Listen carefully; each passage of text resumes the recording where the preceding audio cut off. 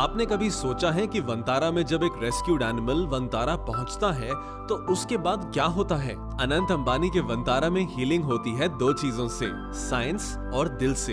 यहाँ weights advanced scans और lab test से हर एनिमल की रियल प्रॉब्लम समझते हैं, फिर उनके लिए पर्सनलाइज्ड ट्रीटमेंट बनाते हैं। पर बात सिर्फ इंजरीज ठीक करने की नहीं, इमोशनल रिहैब भी उतना ही इम्पोर्टेंट है। शांत स्पेसेस, जेंटल केयर और टाइम, ताकि एनिमल्स खुद को सेफ फील करें, ट्रस्ट वापस आए और कॉन्फिडेंस फिर से बिल्ड हो। बस इसी तरह वंतारा रेस्क्यू को कम बैक बनाता है।